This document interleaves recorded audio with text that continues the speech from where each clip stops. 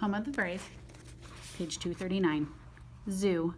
The zoo workers are a little surprised to see one cow, 3 kids, and a police car show up at the ticket booth. They call their bosses and say, "Come quick." The zoo bosses are even more surprised when I tell them Lou and I are donating Gall to the petting zoo. "Just try scratching her ear," I say. "She loves it," adds the policewoman. The main zoo boss is tall and thin and has a shiny head like an apple at the grocery store. He reaches out for Gall's right ear. Gall makes her happy cow face. Her eyes are far away and full of peaceful thoughts. "You are a charmer, aren't you, old girl?" says the man. "The petting zoo needs a cow," Hannah points out. "And she is free," Ganwar adds. "The owner is donating her, even though she could sell her and make a fine profit." Everyone looks at Ganwar. He shrugs. "Figured it was worth a try," he says. "This is a very kind offer," says another zoo boss man. "But this isn't how we do things usually, kids. There are meetings and requisition forms and veterinary exams." Gall rests her head on the shoulder of the Applehead zoo boss. I can see that she is very tired from her adventure today. "She's awfully affectionate, Harold," the man says, and they make a point. "We are in need of a cow. I was hoping for one a little less geriatric," Harold replies. Gall blinks her long-lashed eyes, and Harold smiles. "Oh, what the heck," he says, and once again I see that heck is a very good word. "Why don't we send her over to the clinic and have her checked out?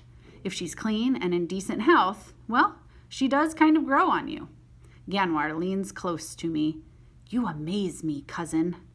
Hannah kisses Gall, and Ganwar pats her flank, and I stroke her neck and whisper in her ear, and then off she goes. To her new land to begin again. The police drive us home in their car. They keep the lights on and even play the siren once. "What did you whisper to Gall?" Hannah asks when we return to Lou's. I grin. I told her if she can moo, she can sing. Epilogue. 15 months later. A sandstorm passes, the stars remain. African proverb.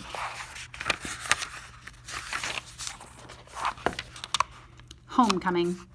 The airplanes float in one by one, but each one is the wrong one, and we wait and wait and wait some more. Ganwar and his new girlfriend and Dave and my aunt sit on the plastic chairs and talk. Hannah stands beside me as we stare out the wall of glass. We know enough to be quiet. In the pocket of Hannah's jeans, I see part of a white envelope covered in curly blue letters. I smile.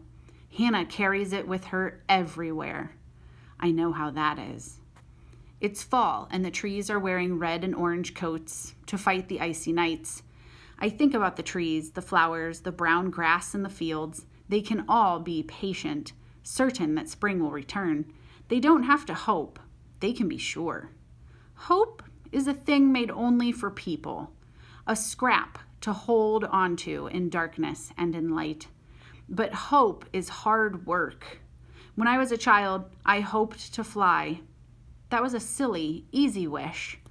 Now my wishes are bigger, the hopes of a man, and they take much tending, like seedlings in rough sun. Now I hope to make my new life work, to root to this good, hard land forever. At last the time comes and the door opens and people pour out, but no one is the right one.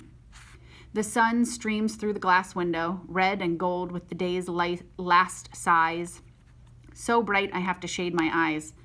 One more person comes out, slow and searching. I see other colors too, then blue and yellow, not the colors of the setting sun, but a flash of something torn from my past.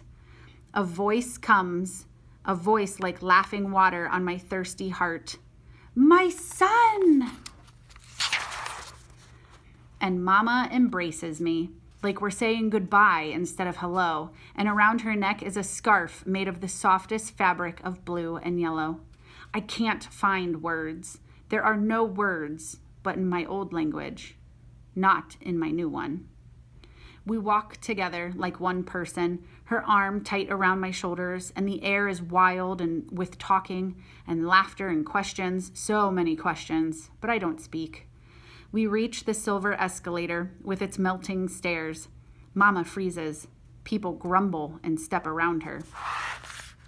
I take a breath. I take a step. I hold out my hand. She watches me rise. She takes my hand. And at last, the right words come. Mama, I say, welcome home. The end.